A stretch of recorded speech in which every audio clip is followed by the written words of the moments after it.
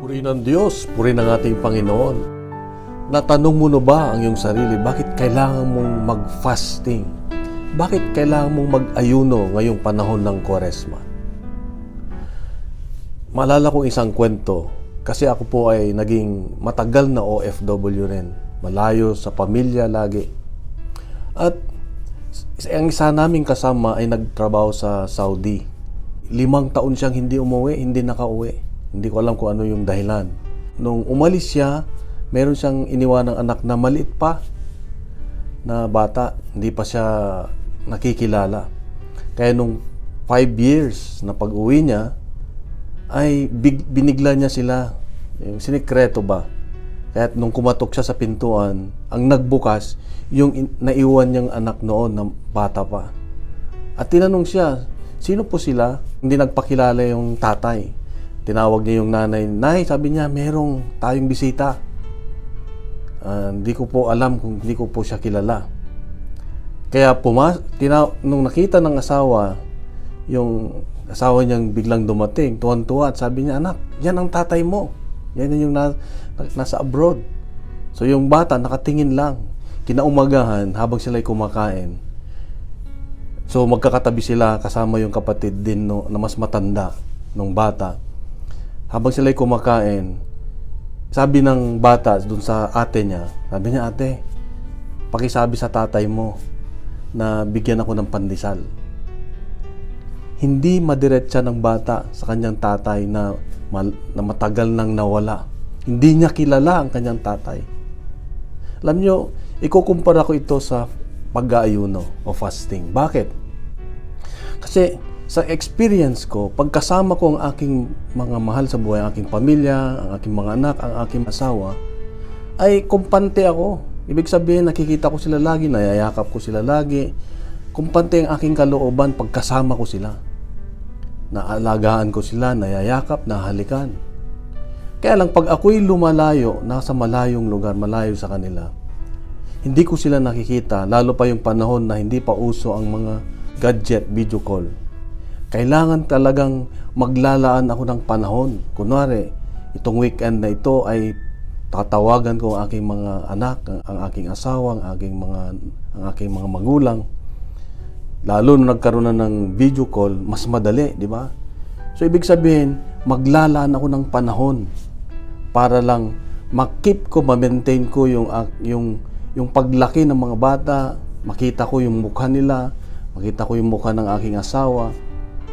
Ibig sabihin yung relasyon kahit malayo ako ay kailangang maglaan ako ng panahon para ma-focus sa kanila.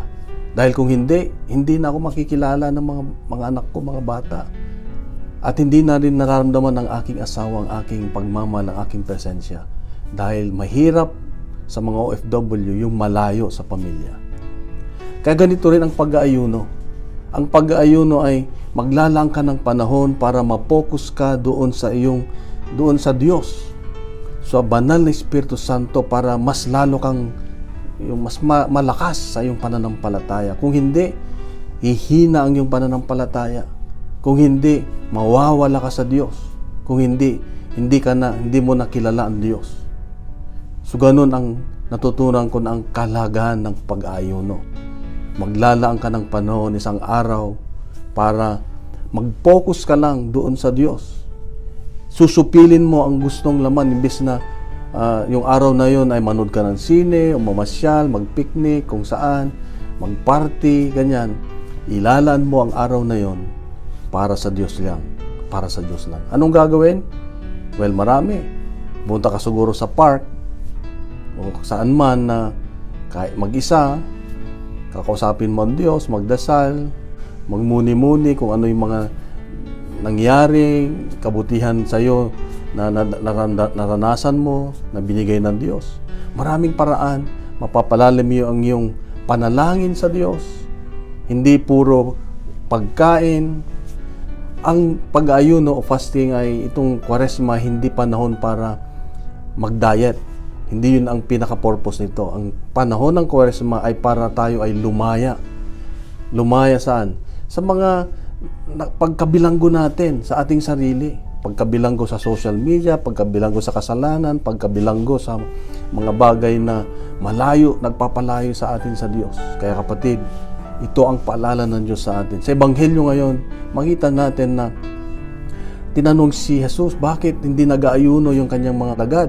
Sabi niya, magdadalamhati ba ang mga panauhin kung kasama nilang ikinakasal? Pag wala na yung kinakasal, doon lang sila mag-aayuno. Ibig sabihin, pag malayo tayo sa Diyos, kailangan magkaroon ka ng pag-aayuno para makip mo, ma-maintain mo yung iyong komunikasyon, ang iyong spiritual life, yung level ng iyong pananampalataya, mapalalim mo ang iyong pananampalataya sa Diyos. Kaya napakahalaga ang pag-aayuno, kapatid. Para kang lumayo na kailangan mong maglaan ng panahon, focus sa banal na Espiritu Santo, mag-focus sa Diyos para laging ang Espiritu natin ay malakas.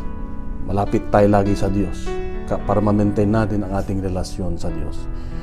Kung nagustuhan po natin ang ating reflection ngayon, ibahagi natin. Punuin natin ng good news ang social media at gawin nating viral ang salita ng Diyos. Isang mapagpalang araw sa iyo at sa iyong mga mahal sa buhay. God bless.